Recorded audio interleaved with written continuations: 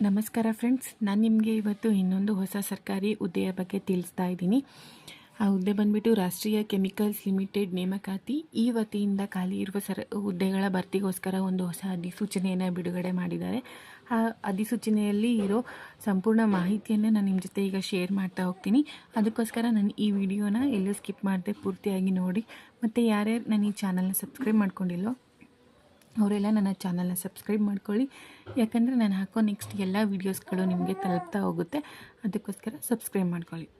Next ಬಂದುಬಿಟ್ಟು department name ರಾಷ್ಟ್ರೀಯ chemicals limited ನೇಮಕಾತಿ 2025. Post location Bharat. Total vacancy ಒಟ್ಟು 378 ಹುದ್ದೆಗಳು ಖಾಲಿ ಇದ್ದಾವೆ. ಸ್ಯಾಲರಿ ಪರ್ ಮಂತ್ 7,000ದಿಂದ 9,000ವರೆಗೆ ಇದೆ. ಡೀಟೇಲ್ಸ್ ಆಫ್ ಪೋಸ್ಟ್ ಯಾವ್ಯಾವ ಹುದ್ದೆಗಳು ಖಾಲಿ ಇದ್ದಾವೆ ಅಂತ ಅಂದರೆ ತಂತ್ರಜ್ಞಾನ ಅಪ್ರೆಂಟಿಸ್, ಕಾರ್ಯದರ್ಶಿ ಸಹಾಯಕ, attendant, operator, electrical computer apprentice, mechanical ತಂತ್ರಜ್ಞಾನ ಎಲೆಕ್ಟ್ರಾನಿಕ್ಸ್ ಅಪ್ರೆಂಟಿಸ್, ತೋಟಗಾರಿಕೆ ಸಹಾಯಕ, ಪ್ರಯೋಗಾಲಯ ಸಹಾಯಕ ಮತ್ತು ವೈದ್ಯಕೀಯ ಪ್ರಯೋಗಾಲಯ ತಂತ್ರಜ್ಞಾನ. ಇದಿಷ್ಟು ಕೂಡ ಖಾಲಿ ಇರುವ ಹುದ್ದೆಗಳ ಮಾಹಿತಿ. ನೆಕ್ಸ್ಟ್ ಬಂದುಬಿಟ್ಟು age limit to apply for this job. ವಯೋಮಿತಿ ಏನಿರಬೇಕು ಅಂತ ಅಂದರೆ RCF ನೇಮಕಾತಿ ಪ್ರಕಾರ ಅಭ್ಯರ್ಥಿಗಳಿಗೆ ಕನಿಷ್ಠ 18 ವರ್ಷ ಆಗಿರಬೇಕು ಹಾಗೂ ಗರಿಷ್ಠ ವಯೋಮಿತಿ 25 ವರ್ಷ ಮೀರಿರಬಾರದು. ಅಂದರೆ 18 ವರ್ಷದಿಂದ 25 ವರ್ಷದ ಒಳಗಿರೋ ಆಸಕ್ತ ಅಭ್ಯರ್ಥಿಗಳು ಈ ಹುದ್ದೆಗೆ ಅರ್ಜಿಯನ್ನು ಸಲ್ಲಿಸಬಹುದಾಗಿದೆ. ಹಾಗೂ ಸರ್ಕಾರದ ನಿಯಮಗಳ ಪ್ರಕಾರ ವಯೋಮಿತಿ ಸಡಿಲಿಕೆ ಕೂಡ ಇರುತ್ತದೆ. ಈ ನೋಟಿಫಿಕೇಷನಲ್ಲಿ ಇರೋ ಪ್ರಕಾರ ವಯೋಮಿತಿ ಸಡಿಲಿಕೆ ಕೂಡ ಇರುತ್ತೆ. ಅದನ್ನು ನೋಟಿಫಿಕೇಷನಲ್ಲಿ ನೀಟಾಗಿ ನೋಡ್ಕೋಬೇಕಾಗುತ್ತೆ. ನೆಕ್ಸ್ಟ್ ಬಂದುಬಿಟ್ಟು ಸೆಲೆಕ್ಷನ್ ಪ್ರೋಸೆಸ್ ಬಂದುಬಿಟ್ಟು 4 ಹಂತದಲ್ಲಿ ನಡೆಯುತ್ತೆ. ಒಂದು ಸಂದರ್ಶನ, ಇನ್ನೊಂದು ಮೆರಿಟ್ ಮೇಲೆ, ಇನ್ನೊಂದು ದಾಖಲೆಗಳ ಪರಿಶೀಲನೆ ಮತ್ತು ಕೌಶಲ್ಯ ಪರೀಕ್ಷೆ. ಇದು ಈ ಹುದ್ದೆಗಳಿಗೆ ಯಾವುದೇ ಥರವಾದ ಪರೀಕ್ಷೆಗಳು ನಡೆಯೋದಿಲ್ಲ. ನಾವು ಏನು ಡಿಗ್ರಿಗಳಲ್ಲಿ ತೆಗೆದಿರ್ತೀವೋ ಆ ಅಂಕಗಳ ಮೇಲೆ ನಮ್ಮ ಮೆರಿಟ್ ಪಟ್ಟಿಯನ್ನು ತಯಾರು ಮಾಡ್ತಾರೆ. ಅದ್ರ ಮೇಲೆ ನಮ್ಮ ಸೆಲೆಕ್ಷನ್ ಪ್ರೊಸೆಸ್ ನಡೆಯುತ್ತೆ. ನೆಕ್ಸ್ಟ್ ಬಂದುಬಿಟ್ಟು qualification required for this post. ಶೈಕ್ಷಣಿಕ ಅರ್ಹತೆ ಏನಿರಬೇಕು ಅಂತ ಅಂದರೆ ಭಾರತೀಯ ರಾಷ್ಟ್ರೀಯ ಕೆಮಿಕಲ್ಸ್ ಲಿಮಿಟೆಡ್ ನೇಮಕಾತಿ ಪ್ರಕಾರ ಅಭ್ಯರ್ಥಿಗಳು ಮಾನ್ಯತೆ ಪಡೆದ ಮಂಡಳಿ ಅಥವಾ ವಿಶ್ವವಿದ್ಯಾಲಯದಿಂದ ಪಾಸಾಗಿರಬೇಕು. 12ನೇ ಡಿಗ್ರಿ 12th ಮತ್ತು ಡಿಗ್ರಿ ಮತ್ತು BBA ಮತ್ತು BCom ಪಾಸಾದ ಎಲ್ಲ ಅಭ್ಯರ್ಥಿಗಳು ಕೂಡ ಈ ಹುದ್ದೆಗಳಿಗೆ ಅರ್ಜಿಯನ್ನು ಸಲ್ಲಿಸಬಹುದಾಗಿದೆ. ನೆಕ್ಸ್ಟ್ ಬಂದುಬಿಟ್ಟು ಅಪ್ಲಿಕೇಶನ್ ಫೀ. ಅರ್ಜಿ ಶುಲ್ಕ ಏನಿರುತ್ತೆ ಅಂದರೆ ಯಾವುದೇ ವರ್ಗದ ಅಭ್ಯರ್ಥಿಗಳಿಗೆ ಯಾವುದೇ ಅರ್ಜಿ ಶುಲ್ಕ ಇರೋದಿಲ್ಲ. ಕ್ಯಾಟಗರಿ ಆಗಿರ್ಬೋದು, SC ST ಆಗಿರ್ಬೋದು, ಮೇಲ್ ಫಿಮೇಲ್ ಯಾರೇ ಆಗಿದ್ದರೂ ಕೂಡ ಈ ಹುದ್ದೆಗಳಿಗೆ ಅರ್ಜಿ ಶುಲ್ಕ ಇರೋದಿಲ್ಲ. Important dates for applying. ಆನ್ಲೈನಲ್ಲಿ ಅರ್ಜಿ ಸಲ್ಲಿಸಲು ಅರ್ಜಿ ಪ್ರಾರಂಭ ದಿನಾಂಕ 10/12/2024. ಆನ್ಲೈನಲ್ಲಿ ಅರ್ಜಿ ಸಲ್ಲಿಸಲು ಕೊನೆಯ ದಿನಾಂಕ 24/12/2024. ಡಿಸೆಂಬರ್ 24 ತನಕ ನಮಗೆ ಈ ಹುದ್ದೆಗಳಿಗೆ ಅರ್ಜಿಯನ್ನು ಸಲ್ಲಿಸೋದಕ್ಕೆ ಅವಕಾಶ ಇದೆ.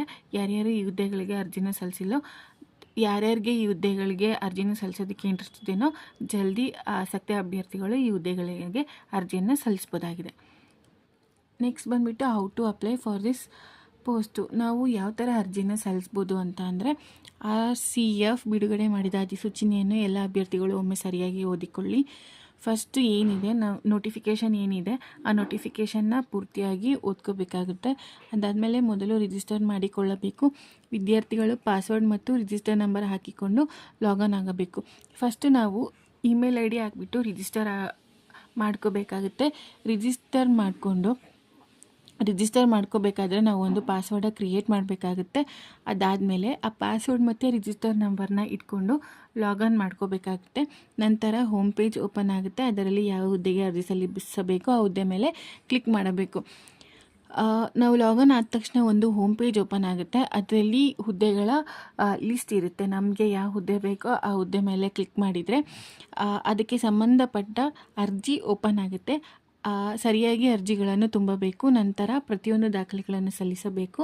ನಂತರ ಅಪ್ಲಿಕೇಶನ್ ಅರ್ಜಿ ಶುಲ್ಕವನ್ನು ಆನ್ಲೈನ್ ಮೂಲಕ ಕಟ್ಟಬೇಕು. ಕೊನೆಯದಾಗಿ ಸಬ್ಮಿಟ್ ಬಟನ್ ಮೇಲೆ ಕ್ಲಿಕ್ ಮಾಡಬೇಕು.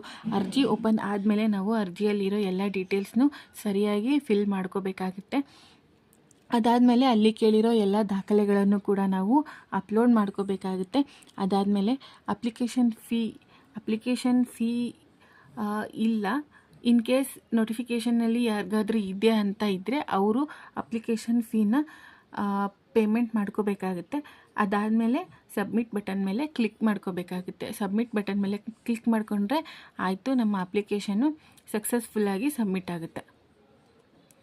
ನೆಕ್ಸ್ಟ್ ಬೇಕಾಗುವ ದಾಖಲೆಗಳು, ನಾವು ಅಪ್ಲೋಡ್ ಮಾಡಬೇಕಾಗಿರೋ ದಾಖಲೆಗಳು ಯಾವ್ಯಾವು ಅಂದರೆ ಆಧಾರ್ ಕಾರ್ಡ್, ಜಾತಿ ಪ್ರಮಾಣಪತ್ರ ಹಾಗೂ ಆದಾಯ ಪ್ರಮಾಣಪತ್ರ, ಅನುಭವ ಪ್ರಮಾಣಪತ್ರ, ಶೈಕ್ಷಣಿಕ ಅಂಕಪಟ್ಟಿಗಳು, ಜನ್ಮ ದಿನಾಂಕ ಪ್ರಮಾಣಪತ್ರ ಮತ್ತು ID ಪುರಾವೆ ಪತ್ರಗಳು. ಇದಿಷ್ಟು ಕೂಡ ನಾವು ಅಪ್ಲಿಕೇಶನ್ ಜೊತೆಗೆ ಅಪ್ಲೋಡ್ ಮಾಡಬೇಕಾಗಿರೋ ದಾಖಲೆಗಳು. ಇದಿಷ್ಟು ಕೂಡ ಈ ಹುದ್ದೆಗೆ ಸಂಬಂಧಪಟ್ಟಿರೋ ಮಾಹಿತಿ ಆಗಿರುತ್ತೆ. ನೆಕ್ಸ್ಟ್ ನಾನು ಇನ್ನೊಂದು ಸರ್ಕಾರಿ ಹುದ್ದೆಯ ಬಗ್ಗೆ ವಿಡಿಯೋ ಹಾಕ್ತೀನಿ ಫ್ರೆಂಡ್ಸ್. Thank you.